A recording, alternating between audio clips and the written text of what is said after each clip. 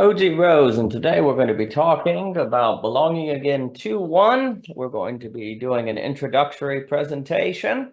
If you haven't picked up a copy of the book, you can find it on Amazon. All purchases and reviews are greatly appreciated. So today we're going to be talking about some of the introductory ideas of Belonging Again.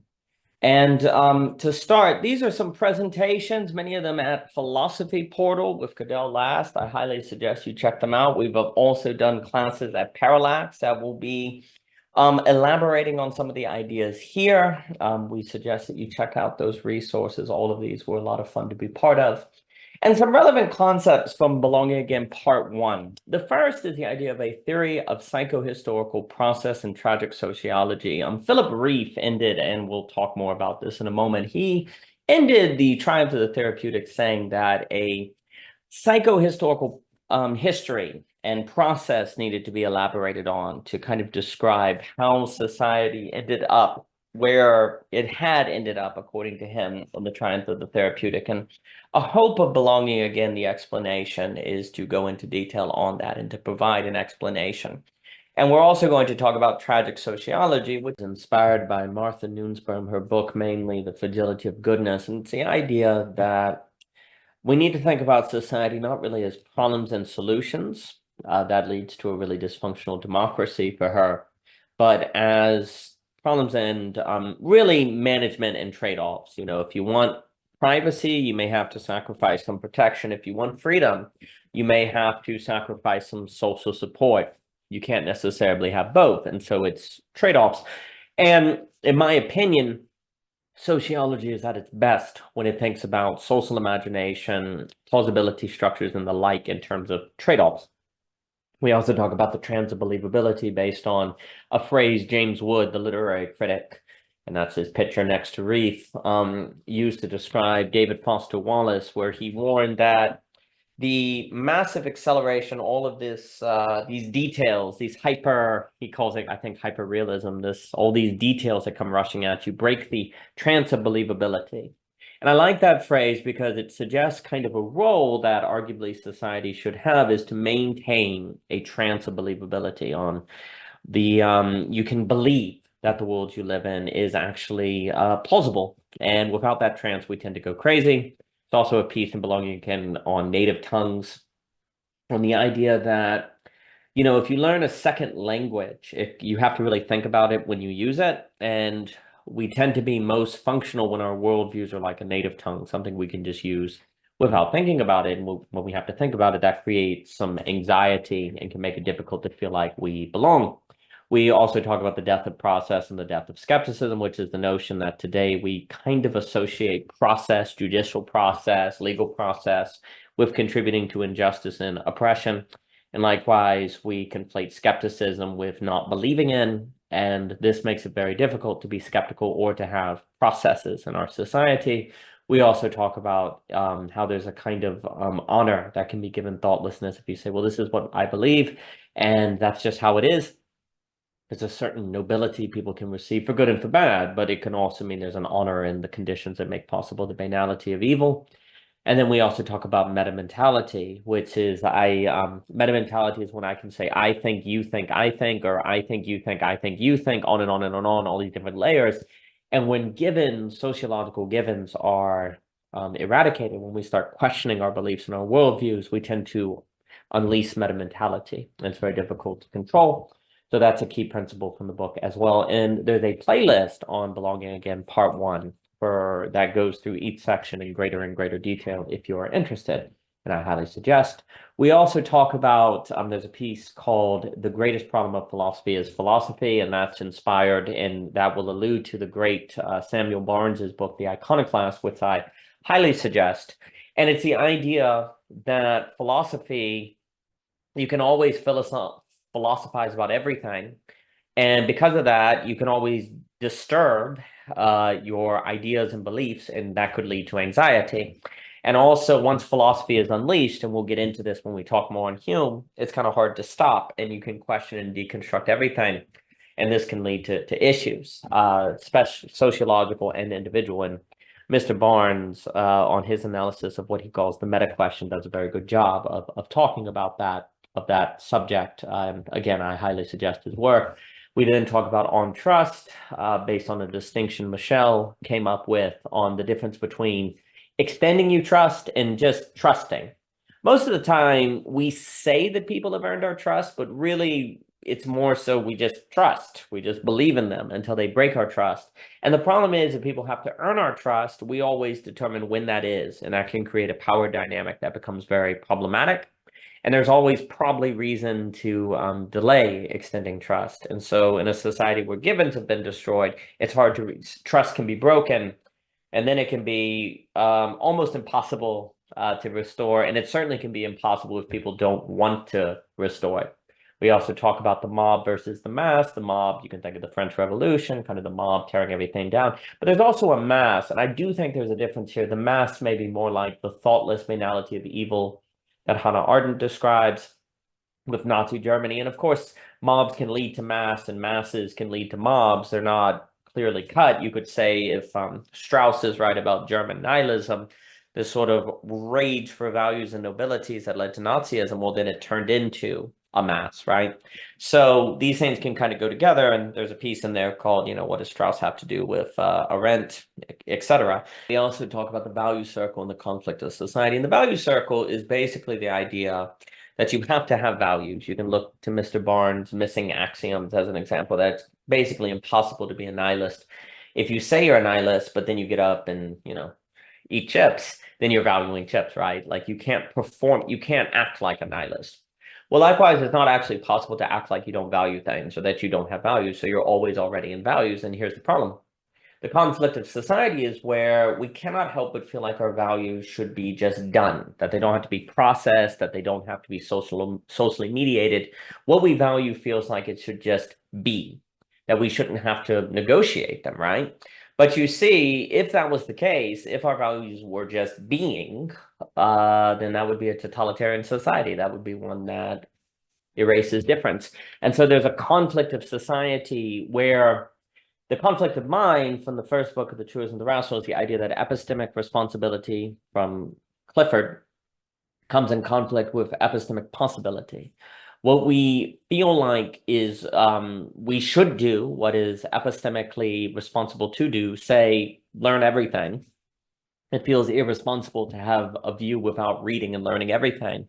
But that's, of course, impossible. So there's a certain tension between what we feel like we should do to be intellectually responsible and what we intellectually can do. And this creates a certain tension that can lead to a certain itch, a certain anxiety, kind of like the ethics of belief that Mr. Peirce, C.S. Peirce, talks about. And in order to scratch that itch, one of the ways we do that is by simply creating givens that make us not think about it. And once we start thinking about it, it becomes difficult to live with. The conflict of society is where what is socially possible becomes what feels socially responsible comes in conflict of what is socially possible without creating basically a dictatorship. So it feels responsible to make our values be the values of the society. We feel kind of socially obligated to do that. But if we do that, then we basically destroy the society, or certainly in the sense of a pluralistic society, we begin breaking it down. So you have this value circle and this conflict of society that basically the book is going to argue that societies have existed to hide us from, to conceal, to brush under the carpet, we might say. And that was a function of givens, to conceal us from the conflict of society problem and the values circle. But now they are visible. The doorknob has broke, and we see it, to allude to Heidegger. And so what now? The last concept from the book we'll note is the idea of the meaning crisis as a sign of hope. Dr. Vervaeke talks quite well on the meaning crisis. And the argument is, I think it's just very important for us to think of the meaning crisis not as a dead end we stumbled into stupidly, not knowing what we were doing, but more like Thomas More, where we are, because of our principles and beliefs, refusing to go against our virtues, or, for Mr. More in A Man of All Seasons, to grant the king a divorce. Well, we do. The reason why I think that's a better metaphor is because we do know how to create meaning in a sense. We could go back to xenophobia. We could go back to totalitarianism, closed-mindedness, etc. The issue is there's a meaning crisis because we don't want to fall back onto those regressions. We're trying to hold to a higher standard. So there's a nobility in the meaning crisis I think is very, very important, because if you don't see that, you may be more prone for an idea of going back to the past or something more regressive and nostalgic. So I think it's important to see a sign of hope in the meaning crisis. So those are some ideas. So from the book, this is in regard to Mr. Rieff. Philip Rieff tells us that the doctrines of release in a culture cannot of themselves develop into new modalities of purpose unless they are subtly transformed and institutionally elaborated, which begs the question of how this might occur and historically unfold. Rieff warned that whenever a releasing symbolic increases its jurisdiction to the point where it no longer serves to support the incumbent moral demands, but rather contradicts them, that culture is in jeopardy. And this is what Rieff admonished was occurring. So the book is going to he talks about releases and constraints. We talk about releases and givens, because I think the way a society constrains its people is not always so much as a obvious or clear force, but it's more axiomatic, which helps us bring Rieff and Gödel together. And basically what ends up happening is if you free people, say, from Christianity, and then you try to make a new modality of a normative based on people being freed from, it's very, very difficult to do, because they know that whatever modality or symbolic is constructed is arbitrary. So how does it have authority over them, right? And his warning is that when the freedom of the society comes in conflict with the traditions and givens and sustaining principles of the society, and perhaps for very good reason, because people have genuinely been oppressed, well, then the social order is in trouble. And he warns that if people have no givens, they become existentially overwhelmed and prone to fall into anxiety. And when they're so anxious, they're prone to a strong man. And so there's a real problem where if you free people from givens, then they have to reestablish modalities. But who decides what those modalities are, and why should they have authority?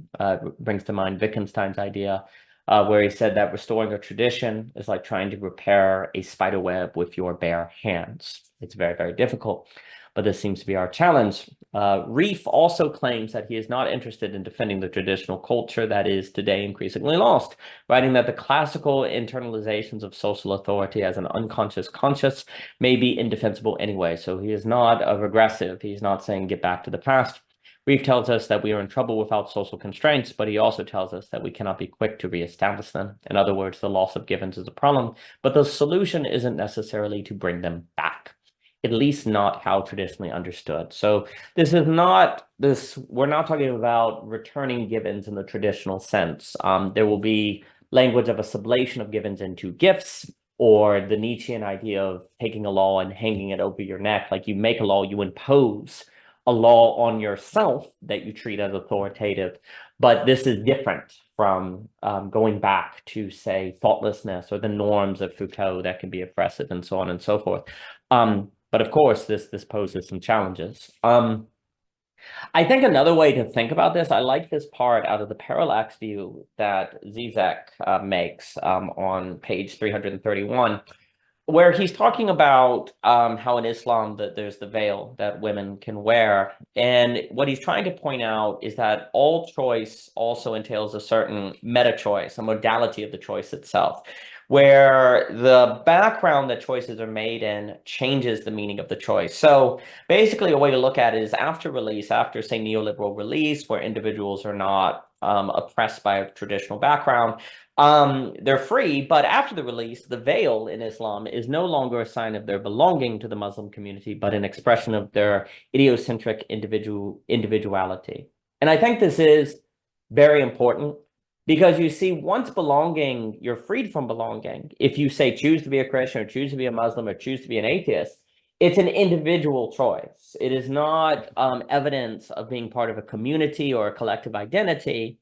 It is your personal expression. And that can't be avoided. Like, so, once people are freed, it changes the meaning of choice. So it's not simply the case that everyone can choose what they want to do. There's literally an option of choice that in a way is removed, which is the notion of a choice that is not merely an expression of individual preference. That possibility of choice, that horizon of choice is gone. It is now every choice under individualism, neoliberalism, whatever you want to call it, these words mean different things to different people. The horizon and meaning of that choice cannot itself be selected. Now, of course, under Gibbons, it can't be selected either. This is, you're wearing this veil because you're part of this community. It can't be an individual expression, even if you want it to be. But if you remove the Gibbons that force people into wearing the veil, then if they wear it, it's an individual expression.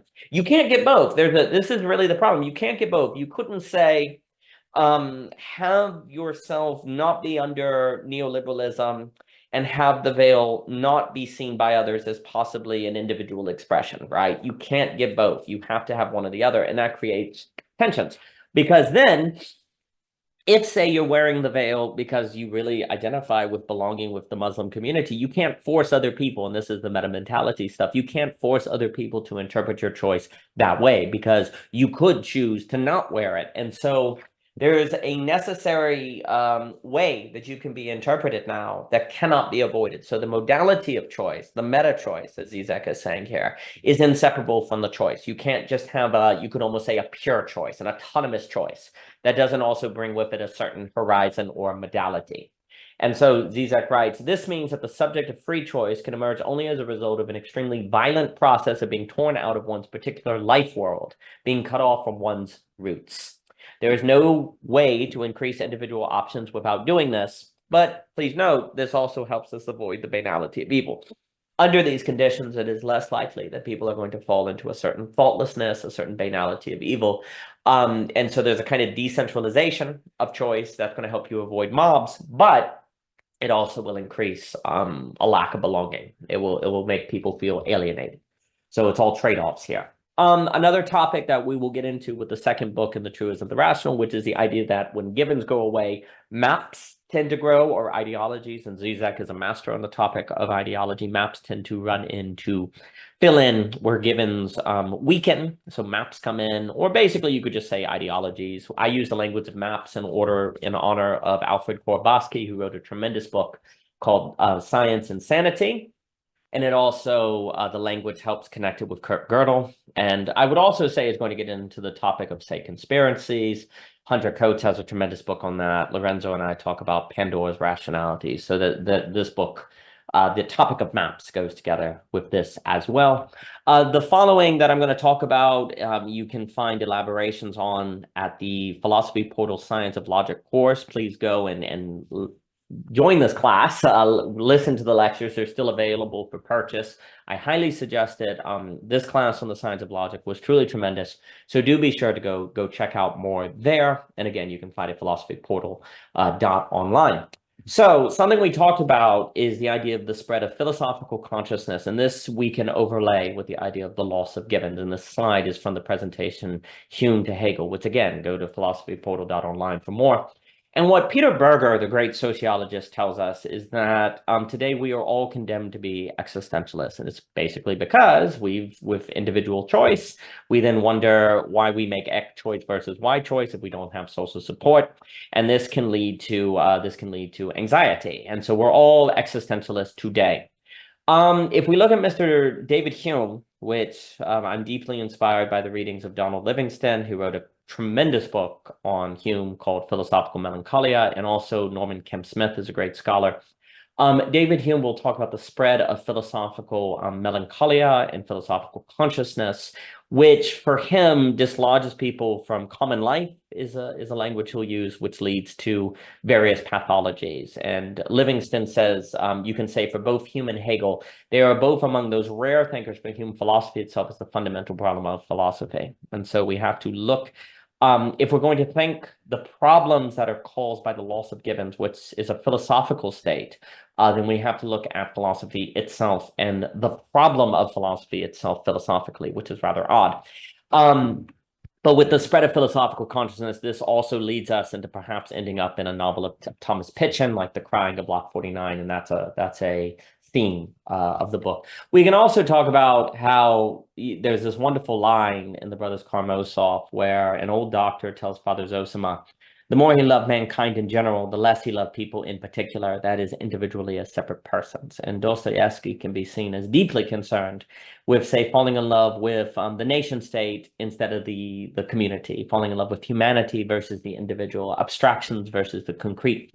Hegel is going to be big on the concrete, and David Hume will be big on common life. And we could say that the spread of philosophical consciousness and the loss of givens tends to correspond with a loving humanity at the expense of individuals, which then, for Mr. Hume, risks a particularly dangerous totalitarianism that can emerge. Some other ideas from that presentation is that David Hume is going to be defending common life because a way to think about it is rationality or philosophy can never be its own grounding. It can never be its own justification. It always has to refer to something outside of itself, something non-rational or something experiential.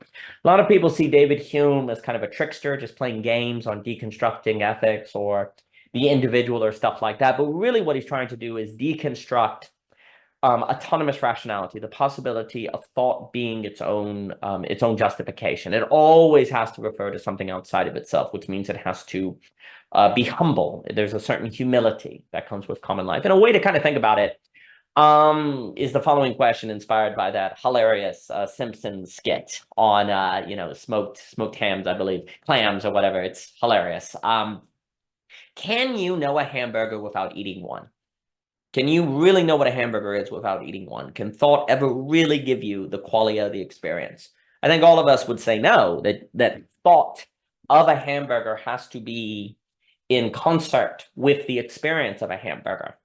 If not, what David Hume would warn, he's like basically saying philosophers often don't realize how often they are thinking ideas that are not referencing something outside the idea, which is kind of absurd if you think about it. But if you get lost in metaphysical speculation, you don't actually realize that you're basically talking about a hamburger without eating one, per se, which leads to all sorts of issues. And again, thought unbound by a reference outside itself basically ends up in stuff like conspiracy or fiction novels or madness. David Hume, though, is going to particularly discuss philosophical melancholia. And there's this interesting idea at the beginning of an inquiry concerning human understanding. We could also look at the Treatise of Human Nature, where he basically warns, be a philosopher, but amongst all your philosophy, be still a man. And what basically that's getting at is the idea that if your philosophy loses contact with immediacy, with experience, with common life, then you're going to lose your humanity. And he actually basically hopes that people who do this suffer a certain philosophical melancholia. And we'll explain what that means. But this tendency of thought to try to be its own grounding, and we have a number of recordings and audio recordings and essays elaborating on all this. If thought becomes its own grounding, it doesn't have to worry about anything external to itself. It has to worry about its own consistency, at which point it can be entrapped in itself and lead to totalitarianism and various troubles. And all of this is kind of the key overarching ideas. Without givens, which is bound to common life, then thought is freed from givens. And as it is freed from givens, it tends to refer to itself as its own basis of decision-making, because it has come to critique. It has come to see the insufficiency of common life versus its grand ideas or its genius. And so it refers to itself, it becomes self-referential, at which point it is pulled out of common life and it can start entering the various absurdities, like in essence, trying to know a hamburger without eating one. And then it also can be above everyday people, have a certain arrogance and resentment, and also it can feel alone. And that's where the melancholia comes in. And once this occurs, once givens are destroyed, it's impossible to go back to givens. Once philosophical consciousness is unleashed, you can't ununleash, and so you have the impossibility of going back. Then you have a kind of ascent where philosophical leads you to greater and greater ideas, but that can then lead to melancholia and tyranny if you're not careful, which then ultimately suggests the need of a Hegelian negation. But let me explain this. So this again is from the philosophy portal presentation. So there's a break from common life due to philosophical consciousness, which begins a certain philosophical ascent. You realize that, oh my gosh, I could have been born an atheist instead of a Christian. How do I know Christianity is true? You reflect on your givens, and you're kind of freed from them because you begin wondering it. So there's a certain ascent that begins. You begin to ascend beyond it. And then very important, thinking must seek to be right. Like you can't think something trying to be wrong. If you think it's good to be wrong, then you think it's right to be wrong. You can't do it. Augustine has this idea that there's no such thing as a bad motivation. To think is to try to be right. So once thinking is freed from common life, it's going to try to figure out what is true, which will pull it further and further away from common life into its own internally consistency. And we call that the ascent, and that's an image from the presentation of King Lear. Also, being right means you're going to seek to be completely right. You're not going to try to be partly right. You're going to seek complete rightness, which again will pull you further and further from common life into the inconsistency of thought. And then, of course, as you become more completely right, aren't you going to feel like you should, have some power and be a philosopher king and have authority? Like this is the problem. So you're pulled from common life. Thought seeks its own consistency. As you achieve your own consistency, that can begin to kind of function as a certain justification to yourself that you should have a kind of power, right? Now, there's two sides to this David Hume idea. You have the one side of the more you're pulled from common life, you can feel a melancholia because you look around, it's like nobody understands me. I don't know what to think. You feel alone. You feel ungrounded. You feel lost in your own mind. So there's a sadness that can come in, but then there's also an arrogance that can come in because you're like, I see, I'm not part of these everyday people, right? So you have two sides of this coin. And I definitely think basically philosophical melancholia and philosophical ascent and the spread of philosophical consciousness and existentialism, all of this are descriptions, I think, that get at what Viveki means when he talks about the meaning crisis. I would assert the meaning crisis is, in my opinion, a lot of the spread of this melancholia, not that Viveki would argue otherwise, which leads to this pathological society of either hopelessness or ultimate power, like people really seeking power and feeling like they have justification for that power because they're so smart, or people that's like, what's the point of thinking? Everything is nothing, so you can have both of those going on at the same time. But you see, so here's the issue. Thought naturally seeks to be completely right, which also Livingston will talk about. It feels kind of heroic at first when you rise out of common life. It feels like you're moving beyond, you're going on the hero's journey and you're heading toward finding the truth, right? And rationality itself tends to head this way, especially when it's AA instead of AB, and we talk about that. And so also, the more you ascend toward becoming a philosopher king, quote unquote, the more it feels epistemically responsible, referencing Clifford, to keep going. Like, how could you go back, right? It's going to, like, you cannot go back in a sense. Once you've seen where thought is leading you, you got to keep going. But once you keep going, and then also too, once you keep going and you become more and more like a philosophical king, you can feel epistemically responsible to spread what you know to other people, right? Because isn't it kind of immoral if you know the truth not to help other people know the truth? Well, this of course can lead us to a philosopher dictator, right? But you feel like good and justified to do this. So the philosopher king can become a philosopher dictator. And then there's also a melancholia, though, that can set in for the king as you're more and more set off from common life. So you have two things. You can become a dictator, but then as a dictator, the other thing is you can feel separated from common life. You can feel like nobody understands you, nobody appreciates what you're trying to do from them. And then there's this mixture that occurs where the philosophical dictator becomes a kind of melancholic dictator, or, you don't necessarily have to say run the White House, but just have authority over a company or a community or a family. And you can feel like what ends up happening is a certain philosophical suffering servant, like a kind of melancholic philosophical suffering servant. And then, of course, if you're, so philosophically trained, you probably are pretty unstoppable for the people around you. You can always find a justification for the way you think, right? So you get this melancholic philosophical philosopher dictators tend to be unleashed upon the world. And it's very hard to stop them as well, or people who fall into this camp, which again, rationality will naturally lead you into, because you feel like you're suffering and people accuse you of being a dictator and you're just doing it, quote unquote, for them often, and people don't understand what you've gone through. So it is very, very difficult to stop a suffering servant precisely because they genuinely believe in what they're doing. And this can describe a CEO, the head of a family, the head of a community, government, et cetera, so forth. So The freedom from common life leads to a philosophical heroic ascent, which leads to an onset of melancholia, or at least eventually, as you ascend and feel more and more alienated from the world around you.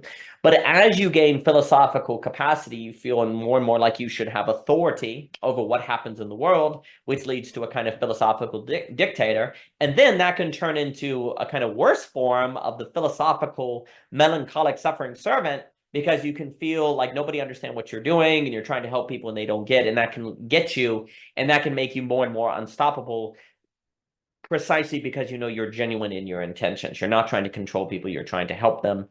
And unfortunately, help is not always helpful.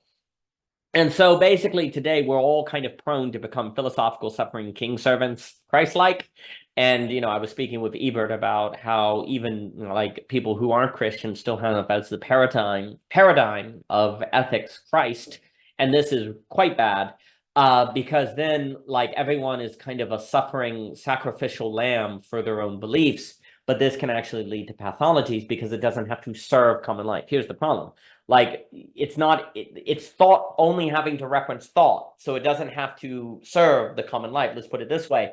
We said earlier, can you know a hamburger without ever eating one? Well, no, but the more and more thought is left to its own devices, the more it feels empowered to get rid of hamburgers from the world. It doesn't need them because it can just think them and know what it's like to eat hamburgers without any hamburgers. So it doesn't feel reluctant to ban or remove hamburgers from the planet, which of course leads to pathologies and a certain devolution of the human subject, precisely because another way to put it is like thought doesn't think it needs a body. Basically, we don't need personal knowledge or tactile knowledge, to reference the great Plonier in his different works, because we have consistent thought. And the Midas touch is a reference, as we talked about in the presentation, to philosophy can turn anything into a subject of philosophy, right? I can have a philosophy of medicine, I can have a philosophy of health, anything. And Samuel Barnes talks about this, which means I can turn everything into a philosophical subject, thus unembedding it from the world and contributing to this problem. And all of this is unleashed by the loss of givens. And as suffering philosophy king servants to ourselves, while easily tyrants to those we help, it happens to be the case that we can distract ourselves from our melancholy and suffering by helping others. So this is the other issues. Like this idea of being the suffering servant can also hide ourselves from our melancholy and make us feel better. And again, this is just to say that the idea of a suffering philosophy king, you can have a gradient here. Not everyone has to, again, get all the way to that level. You can be on a gradient somewhere in your personal life of this phenomenon, and just trying to help or just being there for others, but in this philosophical consciousness that unembeds everything, can be a way to feel better about your situation. And unfortunately, help isn't always helpful. And again, we're just also in our minds spreading the truth. We're trying to let people know the truth, and everyone then is disembodying everyone and feeling epistemically responsible to keep spreading the truth. And this leads to the great Vico.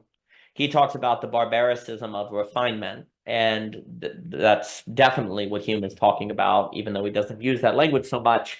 And what we can say is that everyone now is unleashing upon everyone else a certain barbaricism of refinement, leading to all sorts of issues.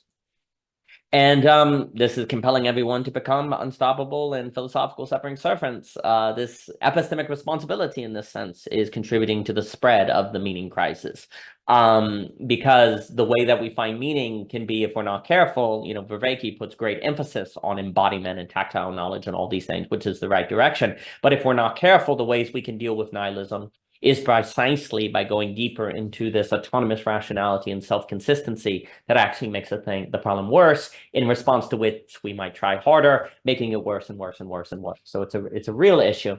And again, I would just take note, if we understand everything we just talked about, we can kind of get why Hume wants us to be punished if we engage in bad or false philosophy. He basically is like Lady Sophia at the beginning of the Treatise of Human Nature. It's like, philosophical, like hopefully philosophical melancholia will destroy you.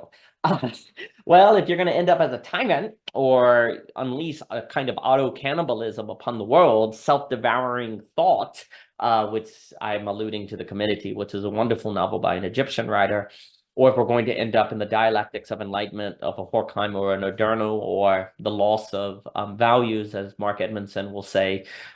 Trump is a logical extension of neo-pragmatism without any value thinking. If this is where we're going to end up with the unleashing of philosophical consciousness, one can perhaps understand why there's this kind of emphasis on may you, hopefully, philosophical melancholia will destroy you before this gets worse and worse and worse. So it's interesting. And some, consequences of this collapse of givens, unleashing of, James Joyce in The Dead talked about this being a thought-tormented age. So we can talk about the unleashing of thought torment, which I do think we can overlay with the mental health crisis, a thought-tormented age. The Dead by James Joyce is actually a very good short story on all this. But some potential consequences that we love humanity over individuals, the unleashing of what we call Pandora's rationality, which is the problem of internally concerted systems, as the map is indestructible, we'll get into, existential anxiety, melancholia, strongmen. These are all consequences that can arise. And so, as we talked about at Philosophy Portal, basically what we have to do is there's no way now to not engage in the heroic or quote-unquote philosophical ascent. It's going to happen. The question is, can we undergo a negation and return to common life, which will be a movement to the child in A-B logic. Again, for details on what this means, absolutely take the go through the science of logic class. We also at Parallax talked about Ivan Illich in Disablement. We can certainly overlap Hume, the loss of givens, the spread of philosophical consciousness with what Ivan Illich means by disablement. We are disabled today from feeling competent or skilled. We feel unembedded from common life. We don't feel like we can actually do anything, say, cook our own food without a supermarket. And this disablement also contributes to the melancholia. And basically, another thing we talk about in O.G. Rose is what we call the modern counter-enlightenment, as a collection of thinkers who were aware of these problems. Now, we'll get into detail on that as another time. There is an audio summary, but Ivan Illich would be another thinker that you could think in this context. And it's basically, we open the class asking, like, nobody intends to end up self-deceived. Nobody intends to be replaced by their tools. Nobody intends to live without meaning. Nobody intends to live without community. Well, then why does this happen then? Well, it's because we don't know what we don't know, and we lose our humanity when we know everything. Well, this going back to what we were saying on Hume, like, we don't know what we don't know. So we don't know that rationality is going to lead us to an internal consistency that's auto-cannibalistic. And yet rationality also we need to know things so we're not susceptible to the banality of evil and manipulation. Like David Hume's, like, we require philosophy for self-defense, but philosophy is also what unembeds us from common life and makes us at risk of becoming a suffering servant, in the sense melancholia. So what do? We have to go through philosophy, the negation, the Hegelian move. And we have no choice now. We have to go through the thing, not try to run through it, run from it. We have to go through it. But how do we do that? Well, this is where we need, like Cadell talks about, a need for a sublation of logic and Hegel. I completely agree. We need to take seriously thinkers like Eliot, so on and so forth. And again, part of the tension is, like, there's this real paradox where we don't know what we don't know. And if we don't know what we don't know, we're vulnerable. But if we know everything, we lose our humanity. This is very odd. And so that's another tension that has to, again, we talk a lot about Ivan Illich, but that's part of the equation as well. The other thinker that I want to talk about for a moment is on Leibniz and the shock of difference. And this is also part of the global pluralistic world. And I should note, to be clear, pluralism is precisely in globalization the condition where givens are eroded. Like, once you encounter the other, once your neighbor is a Hindu versus Hindus exist, that's where you begin questioning your beliefs. So pluralism is a big deal. And this, though, is going to tie it to Leibniz. There is a tremendous book by Anthony Morley called Geometry and the Interior Life. Everything I know about Leibniz is indebted to Anthony Morley. I highly suggest picking up this book, and everything I say, I'm only able to say because of him. So please go read this book. And to put it quickly, is that Leibniz warned that we need to think in terms of geometry, situation, not merely points in algebra. And he wants to note that in order to think at all, to quantify, there must be a quality. So it's not possible to have quantification without acknowledging some sort of human element. So let's put it this way. And again, this presentation, you can actually watch at Philosophy Portal under the conference tab. with the science of logic. So all of that is elaborated there. I'll only touch on some of the main ideas. But if you say 1 apple, 2 apple, 3 apple, 4 apple, the reason you're counting is because you are judging a shared quality between each of the apples. Apple, apple, apple, 2, right? But if I go laptop, bookcase, mirror, star, it's really hard to count. That's more like listing. It's more like listing because there's no shared quality. So if you're going to quantify, you need to have a quality that you can judge to quantify together. Well, guess what? That means quantification requires quality. You can't quantify unless you have quality. This is really important because quality always has to be judged by a human element.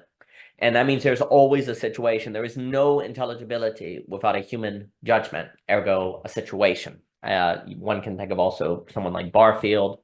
I also am convinced, based on Austin Farrer's reading of Leibniz, that when Leibniz talks about the monad, that is the smallest possible situation, like an atom is the smallest possible thing. And for Leibniz, there are only situations. You can think of a Wolfgang Smith vertical causation, relations all the way down, relation before relata, these different things, Henriquez, Vervaeke, all these different things, the great Alex Ebert. So Leibniz wants to tell us that there has to be a judgment of a human element. But that means quantification requires things coming together in a situation. And this is where we get into our funny paradox.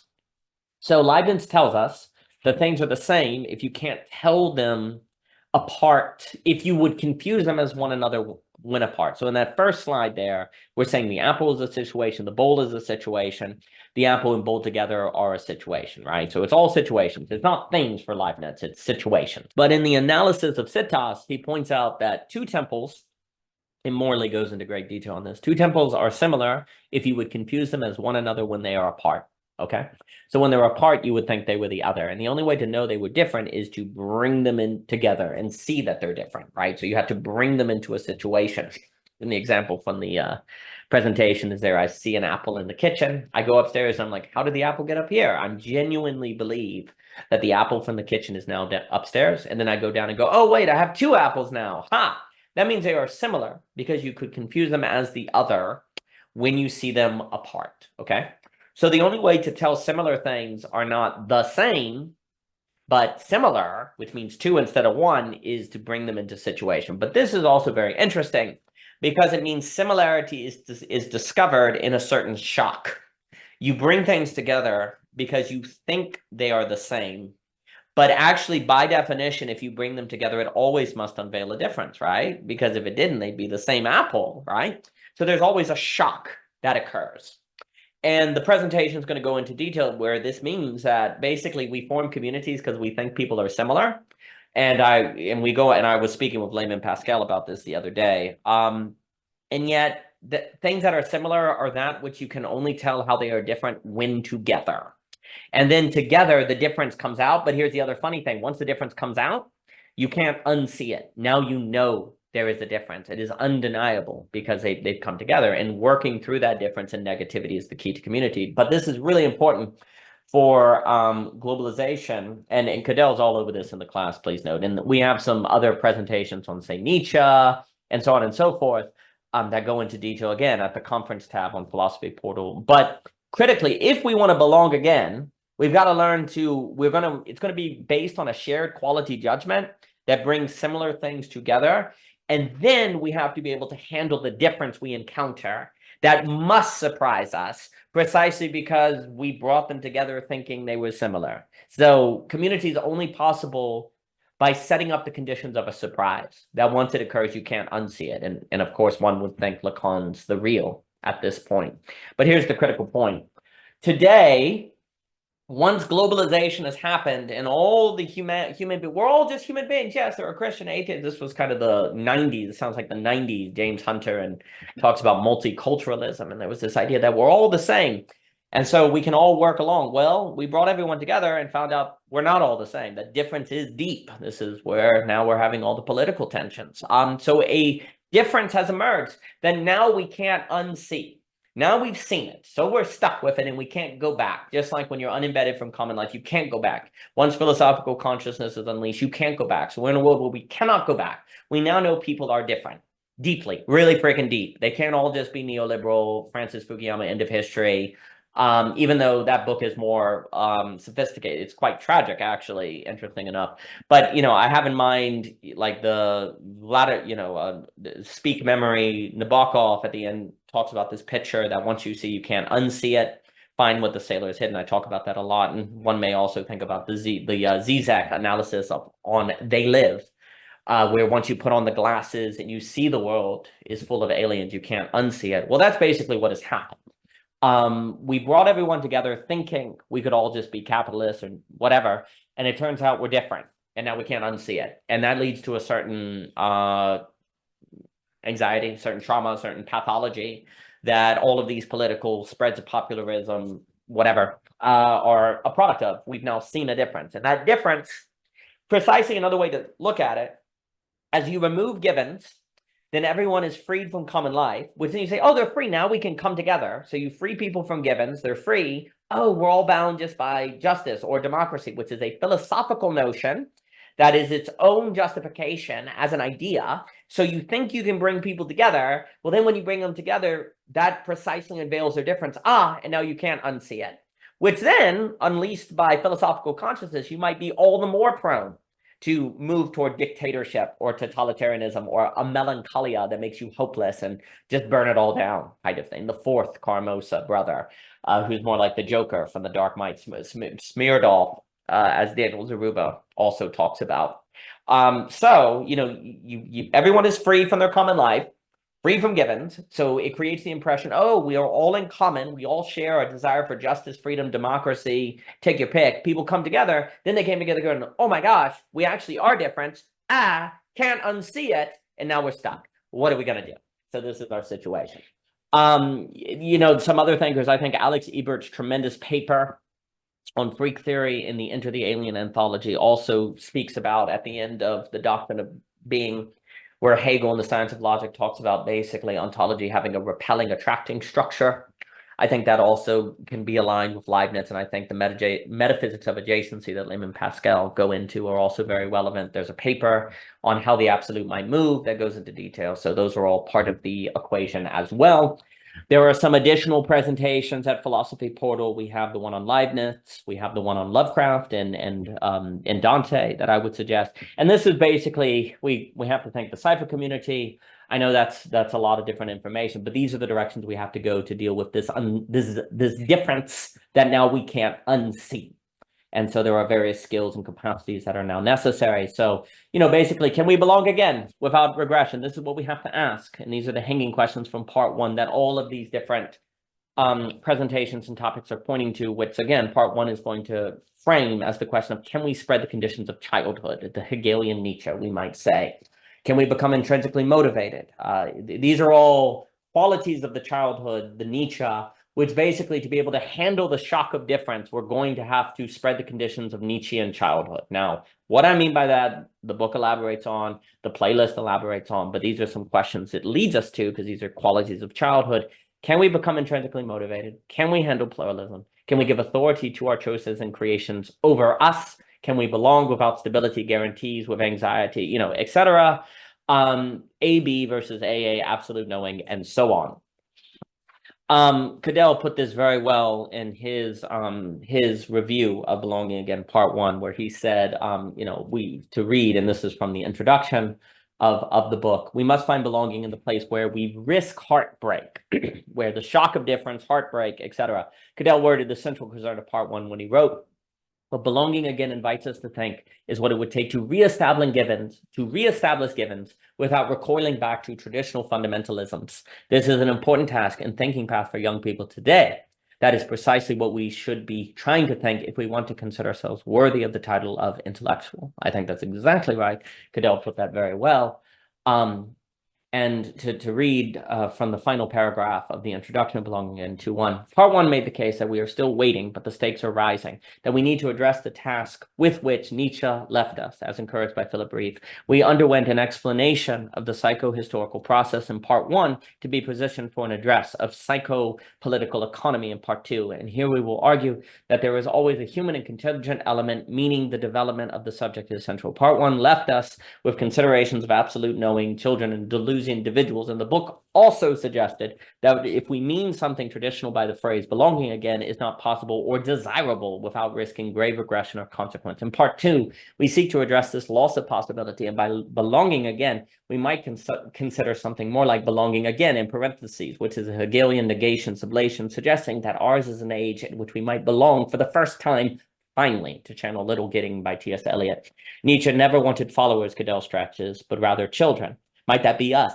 Must it be? If so, we must learn to leave Plato's cave on our own. A founding story must be reconsidered, a genesis of a genesis. And that would be the end of the introduction, leading us into part 1, which starts with the question of how does anyone leave Plato's cave on their own? I also think a lovely way to phrase the concern of the address based on Dr. Philippe Nicholas's tremendous poetry collection, which I highly suggest you can find on Amazon. He says toward the end, up until now, we have survived so as to live well, but now may be the time that we must live well if we want to survive. I think that is a tremendous way to phrase what the address requires. And I think that's exactly the case. And if you get a chance, please do check out the book on Amazon. If you have purchased the book and you wouldn't mind to leave a review, that would be a very big deal. Really would appreciate it. If you get the book and you have any thoughts or questions, that would be appreciated as well. And thank you so much for your time.